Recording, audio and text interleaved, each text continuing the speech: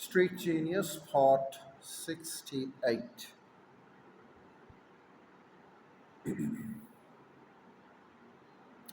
They're often made up after the fact to justify whatever values and metrics we've chosen for ourselves. The truth is, he would rather fuck up his relationship with his sister than consider that he might be wrong, even though the latter could help him to grow out of the insecurities that made him wrong in the first place.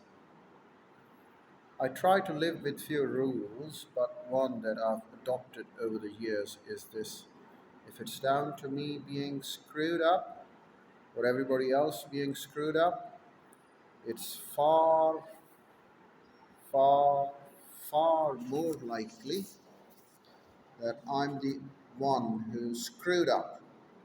I've learned this from experience. I've been asshole acting out based on my own insecurities and flawed certainties more times than I can count. It's not pretty, that's not to say there aren't certain ways in which most people are screwed up, and that's not to say that there aren't times when you'll be more right than most other people. That's simply reality. If it feels like it's you versus the world, chances are that it's really just you versus yourself. What an amazing book of literature. I don't even like to listen to the slangs, harsh language, abusive language. But what am I doing today? I'm, in fact, reading this rubbish, reading this slangs, harsh language, abusive language. What to say of this American? They have put it into black and white. And here I go along with it. Chapter number 7. Future is the way forward. I really mean it when I say it. I was fortunate. I graduated college in 2007, just in time for the financial collapse and the Great Recession, and attempted to enter the worst job market in more than 80 years. Around the same time, I found out that the person who was subletting one of the rooms in my apartment hadn't paid any rent for 3 months. When confronted about this, she cried and then disappeared, leaving my other roommate and me to cover everything. Goodbye. Goodbye, savings.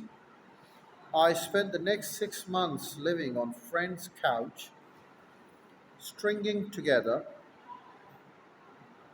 odd jobs and trying to stay in as little debt as possible. While looking for a real job, I say I was fortunate because I entered the adult world already a failure. I started out at rock bottom. That's basically everybody's biggest fear. Later on in life, when confronted with starting a new business or changing careers or quitting an awful job, I got to experience it right out of the gates. Things could only get better. So, yeah, lucky when you're sleeping on a smelly futon and have to count coins to figure out whether you can afford McDonald's this week and you've sent out 20 resumes without hearing a single word back.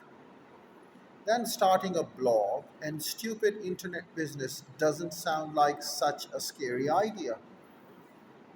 If every project I started failed, if every post I wrote went unread, I would only be back exactly where I started. So why not try?